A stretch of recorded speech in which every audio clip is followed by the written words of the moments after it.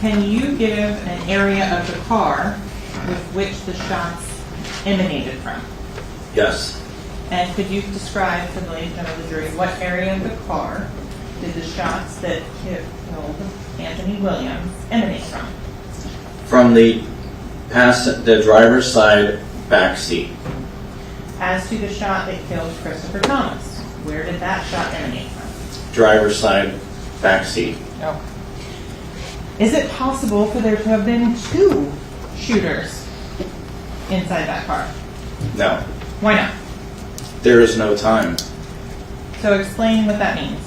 So, Mr. Williams was not even aware he was about to be shot. When Mr. Williams was shot, Mr. Thomas puts up his hands and is shot, and then is shot again. Okay.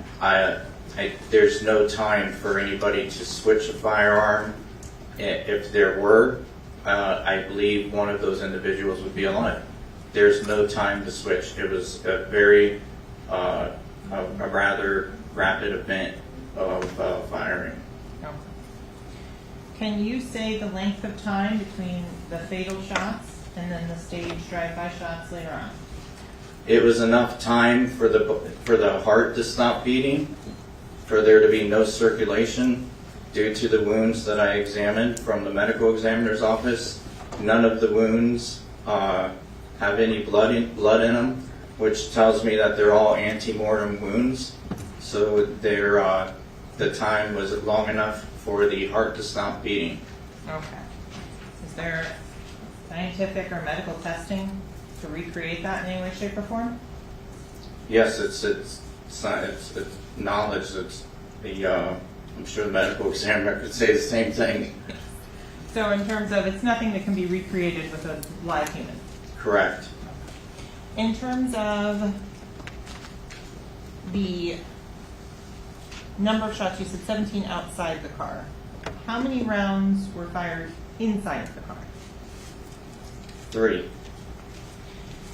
And can you exclude the shots to the head for Mr. Williams and Mr. Thomas as coming from outside of the car? Yes.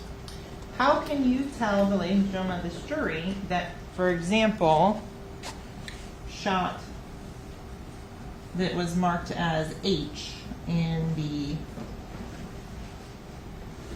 here, let's go to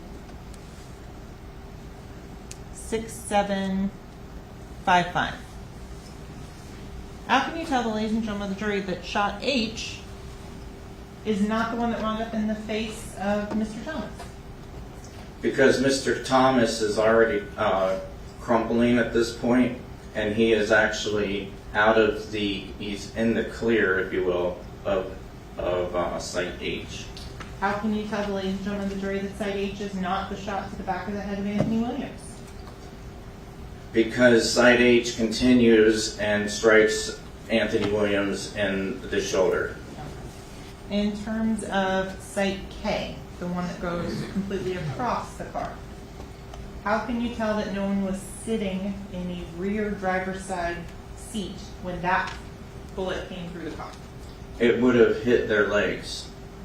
Was there any sign of blood or anything on that seat? There were signs of blood on the seat, yes.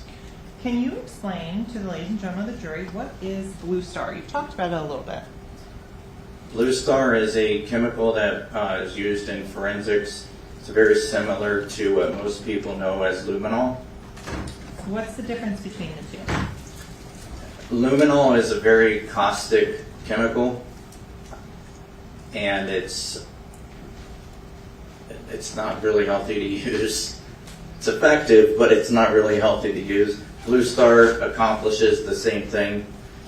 It still detects blood diluted up to 100,000 times, and it's not caustic.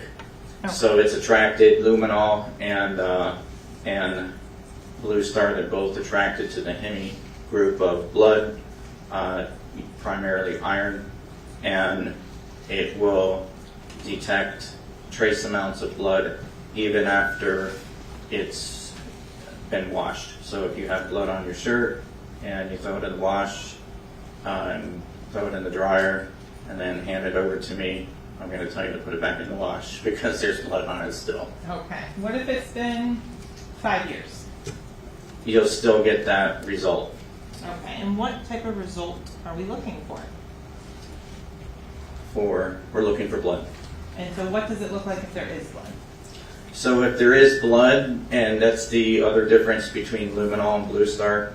With luminol, the illumination of the luminescence of the blood, the hemi group, is not as bright, and it is not as lasting.